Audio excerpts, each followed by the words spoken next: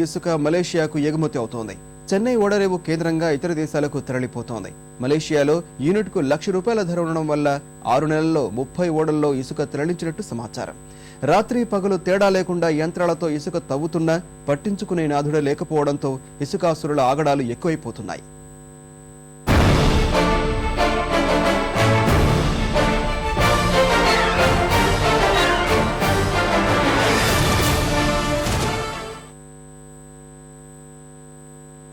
రాష్ట్రంలో ఇసుక కొరతతో నిర్మాణ రంగం కుదేలవుతుండగా విదేశాలకు మాత్రం యథేచ్ఛగా ఎగుమతవుతోంది.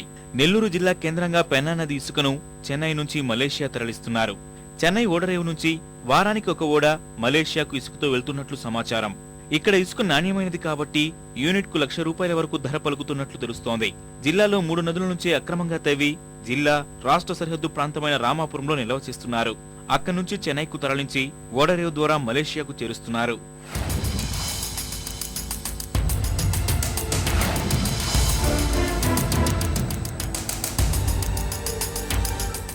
మామూలకు అలవాటు పడ్డ కింద స్థాయి సిబ్బంది ఇసుక రవాణాపై దృష్టి సారించడం లేదని విమర్శలున్నాయి.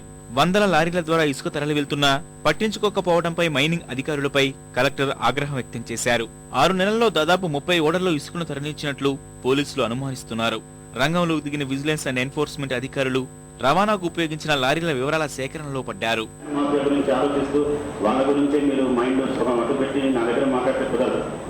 చీఫ్ సెక్రటరీ అనలేదా, వీడియో కాన్ఫరెన్స్ అటెండ్ అయ్యారు లేదా మీరు?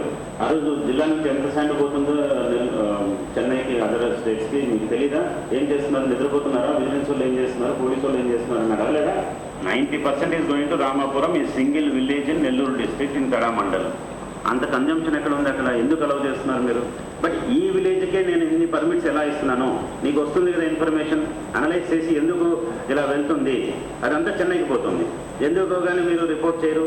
కమ్యూనికేషన్ నెట్వర్క్ పెంచుకొని వెంటనే మీరు రీకప్ చేసి డివిజనల్ లెవెల్ టాస్క్ ఫోర్స్ కమిటీకి, ఆర్డీఓ గారికి లేకపోతే డిఎస్పీ గారికి మీరు కమ్యూనికేట్ చేసి వెంటనే రెస్పాన్స్ టైం చూసుకుని ఇంత లేట్ అయిందని మా దృష్టిలోకి తీసుకుని వస్తే మేము ఖచ్చితంగా యాక్షన్ తీసుకుంటాం.